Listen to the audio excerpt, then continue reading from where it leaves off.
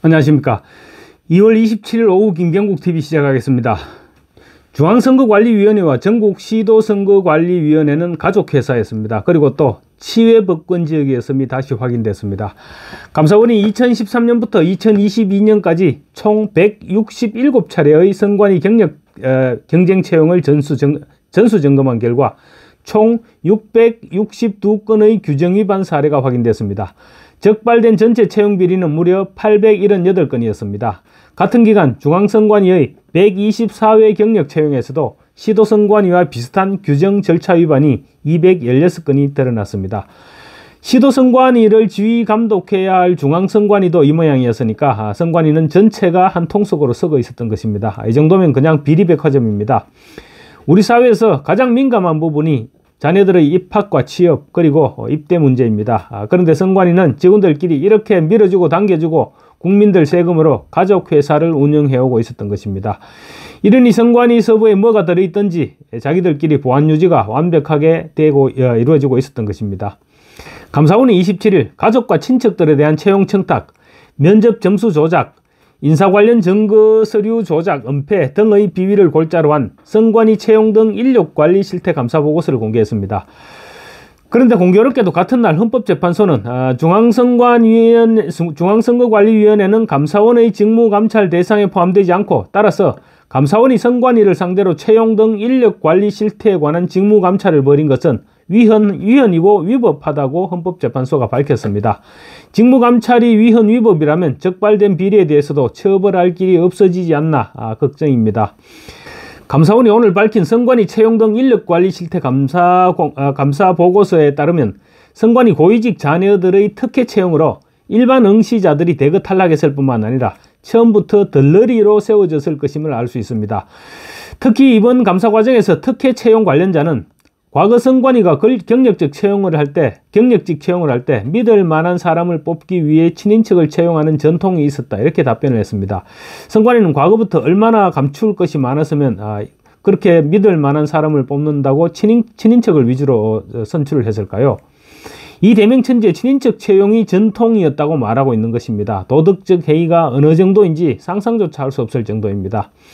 2021년, 2022년 경력 경쟁 채용 당시 선관위 인사 담당자들도 선관위를 가족회사라고 칭하면서 선거만 잘 채우면 된다, 절차만 지키면 된다라고 말했다고 합니다.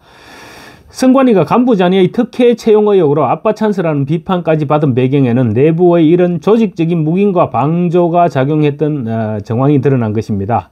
예를 들면 강화군청에서 8급으로 근무하다 2020년 1월 인근인 인천선관위의 경력 채용으로 입사한 김세환 전 중앙선관위 사무총장 아들이 채용 과정에서 조직적인 특혜 제공을 받았다고 감사원은 판단을 했습니다.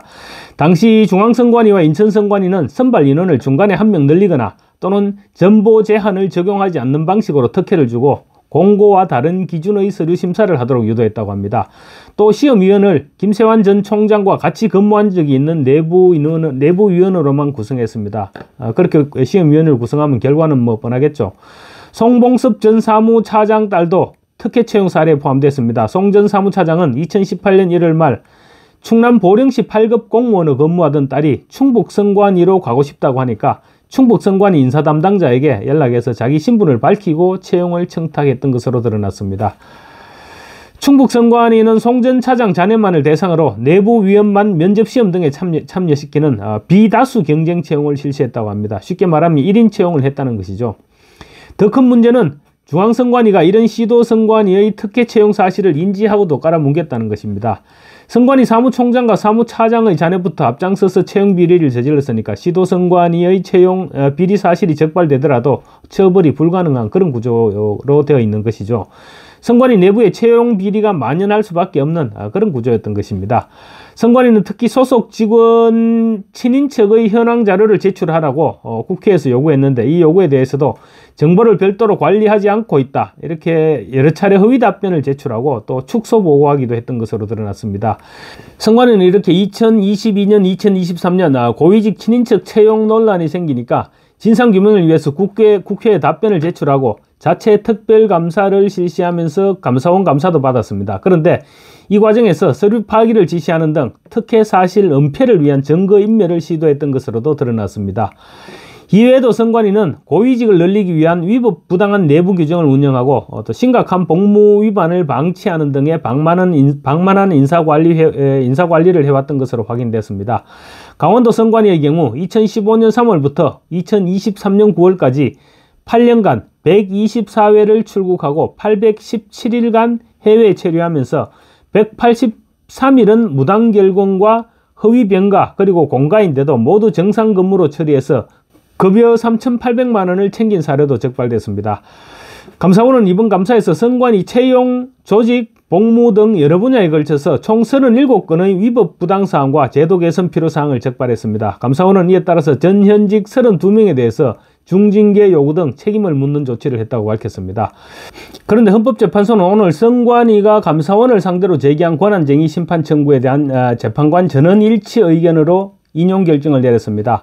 중앙선거관리위원회는 감사원의 직무감찰 대상에 포함되지 않고 따라서 감사원이 선관위를 상대로 채용 등 인력관리 실태에 관한 직무감찰을 벌인 것은 위헌 위법하다고 헌법재판소가 판단한 것입니다.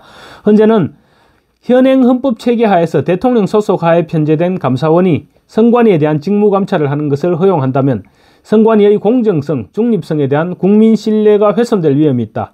이는 대통령 등의 영향력을 제도적으로 차단하기 위해 선관위를 독립적 헌법기관으로 규정한 헌법개정권자의 의사에 반한다고 설명했습니다. 그래서 방치해온 결과가 지금 이렇게 나타난 것입니다. 내부 비리는 물론이고 부정선거 의혹으로 온 나라가 시끄러운 지경인데 헌법재판소는 또 선관위의 손을 들어준 것입니다. 현재는 감사원의 직무감찰 권한은 행정부 내부 통제장치로서의 성격을 갖고 있기 때문에 정부와 독립된 헌법기관인 국회, 법원, 헌법재판소 이런 기관들은 물론이고 이들 헌법기관과 병행해서 독립된 헌법기관으로 설치된 선거관리위원회도 감사원의 직무감찰 대상에 포함되지 않는다고 판단한 것입니다. 심지어 감사원법상 감사원의 직무감찰 제외 대상에 국회, 법원 및 헌재에 소속한 공무원 이렇게 명시되어 있습니다. 선관위는 제외되어 있다는 거죠. 그런데 헌재는 해당 조항은 예시적이고 확인적인 규정에 불과하다. 해당 조항이 선관위 소속 공무원을 직무감찰 제외 대상으로 명시하지 않았더라도 선관위가 감사원의 직무감찰 대상에 포함되지 않는다는 결론에는 아무런 차이가 없다고 밝혔습니다. 그러면서 이 사건 직무감찰은 헌법 및 법률상 권한이 없이 이루어진 것으로서 위헌 위법한 직무감찰에 해당한다고 판단했습니다. 선관위의 막연한 압박 찬스를 적발한 감사원이 오히려 처벌을 받게 될 그런 처지입니다. 현재 이번 결정은 감사원이 2023년 6월부터 2025년 2월까지 선관위를 상대로 실시한 채용 등 인력관리 실태에 관한 직무감찰이 헌법과 법률에 부여된 선관위의 권한을 침해했다면서 선관위가 헌법재판소에 권한쟁의 심판을 청구한 데에 따른 것입니다. 나쁜 짓은 있는 대로 다 저질러 놓고 감사원에서 감사를 하니까 헌법재판소에 권한쟁의 심판을 청구한 것입니다. 헌법재판소이건 선관위건 국회도 마찬가지입니다. 이런 헌법기관들은 정말로 감시받지 않는 권력들입니다. 이런 기관들에 대한 통제 방안에 대해서도 적극적인 검토가 필요한 시점입니다. 감사합니다.